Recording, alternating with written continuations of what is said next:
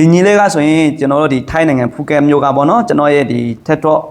Facebook monetization တင်တဲ့ကို line ပေါ်ကတင်ပြီးတော့အပြင်မှာလူတွေ့လာတဲ့ညီလေးတယောက်ဖြစ်ပါတယ်ပေါ့နော်ဒီညီလေးကအရင်တုန်းကလည်းဒီပညာတွေကို line ပေါ်ကနေလေ့လာပြီးတော့သူပတ်စံရှာခဲ့တယ်လို့ပြောတယ်ဒါပေမဲ့သူကအကောင့်တွေလည်းမအောင်မြင်ဘူးစနစ်တွေလည်းမကြောက်ဘူးပေါ့နော်ဒါကိုကျွန်တော်စီမှာလူတွေ့တင်ပြီးတဲ့အချိန်မှာသူရတဲ့တွေ့ကြုံလေးကိုကျွန်တော်မြင်မြတ်တော့မှာဖြစ်ပါတယ်ပေါ့နော်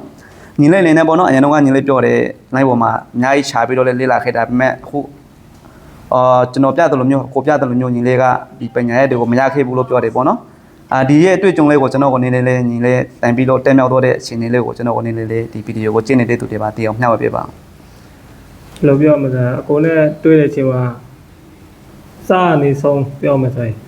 လို့ပြောမှာဟုတ်ကျွန်တော်လေးလာခဲ့တဲ့ကဘာမှမသိဘူးအကိုနဲ့တွေ့တဲ့အချိန်မှာကိုကဒီလိုမျိုးလို့ဒီလိုမျိုးဆင်ပြေတယ်ဒီလိုမျိုးလုပ်ပြတယ်တော့တဘောနားလည်တော့ပြောကိုလုပ်တယ်ဆိုရင်စံတော်ဝါနဲ့ဟုတ်တယ်ရင်မရဖမရချိတ်ကောင်းတယ်ဟုတ်တယ်အဲ့လိုဖြစ်ညီလေးရဲ့အကောင့်တွေကိုလည်းကျွန်တော်အကုန်လုံးမြင်ပြတယ်နော်ညီလေးလောက်ထားတဲ့ဟာတွေအကိုပြတဲ့ဟာတွေနဲ့လုံးဝတခြားစီပဲနော်အဲ့လိုမျိုးလေးရှိတယ်ဒီအကိုနဲ့လာတယ်ပေါ့ဒီအကိုကအကုန်လုံးစိတ်ရှိလက်ရှိတိတ်ပေးတယ်အဲ့လို